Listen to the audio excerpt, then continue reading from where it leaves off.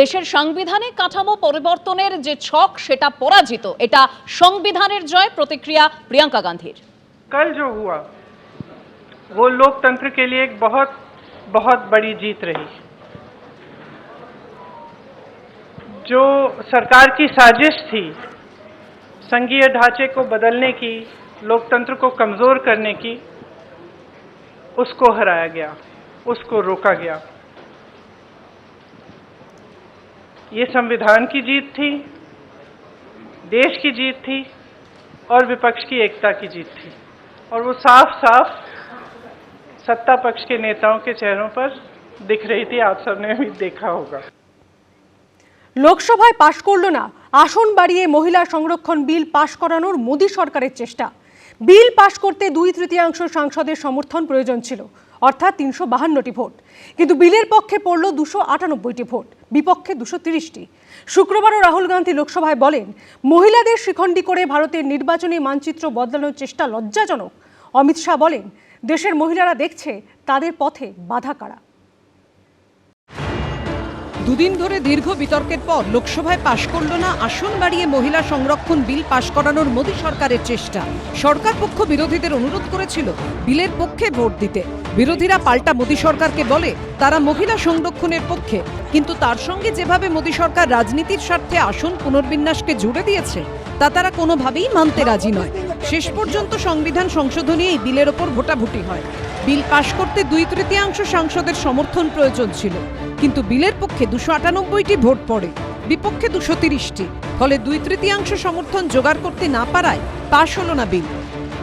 The first truth is that this is not a women's bill.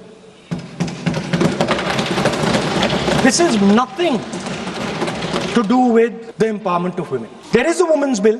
This is an attempt to change the electoral map of India, using and hiding behind India's women. Actually, it is a shameful act. मान्यवर, मैं समझ रहा हूं कि ये vote नहीं देंगे तो महिला आरक्षण का बिल गिर जाएगा, मगर इस देश की महिलाएं देख रही है, उनके रास्ते का रोड़ा कौन है वो देख रहे हैं।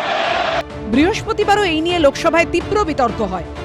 महिलाओं को मिलने वाले इस अधिकार का जिसने विरोध किया है, देश की महिलाओं ने उन्हें माफ नहीं किया है। पंचायतों और नगर पालिकाओं में 33% आरक्षण का प्रावधान भी भारतीय राष्ट्रीय कांग्रेस की सरकार ने स्वर्गीय राजीव गांधी जी के नेतृत्व में सदन पटल पर पहली बार पेश किया। বৃহস্পতিবার লোকসভায় 3টি বিল পেশ করে মোদী সরকার। মহিলা সংরক্ষণের লক্ষ্যে 131তম সংবিধান সংশোধনী বিল 2026, আসন পুনর্বিন্যাস বিল 2026 এবং কেন্দ্রশাসিত অঞ্চল আইনের সংশোধিত বিল 2026। মহিলাটা সামনে মিথ্যে কথা, 2/3 মেজরিটি লাগে পাশ করতে। ডিলিমিটেশন বিল নিয়ে এসেছে অলরেডি, যে 541 সিট আছে, তাই ওটা 850-র কাছাকাছি নিয়ে যাবে বলে টুকরো টুকরো করছে আবার দেশটাকে। মহিলা সংরক্ষণ বিল লোকসভার টেস্টে পাশ করতে না পারার পর শুরু হয়েছে রাজনৈতিক তরজা। লজ্জা লাগছে একজন মহিলা মুখ্যমন্ত্রী হয়ে তার সাংসদেরা মহিলা বিলের বিরোধিতা, ছি, লজ্জা লাগছে। ভারতবর্ষের গণতন্ত্রের জয়, এবং এইভাবে পিছনের দরজা দিয়ে যে ভাগাভাগি করার চেষ্টা চলছিল দেশটা, সেই প্রচেষ্টা ব্যর্থ হয়েছে। মহিলা সংরক্ষণ বিল পাশ না করার পর বাকি দুটো বিল প্রত্যাহার করে নেয় মোদী সরকার। এবিপি আনন্দ। এবিপি আনন্দ, এগিয়ে থাকে, এগিয়ে রাখে।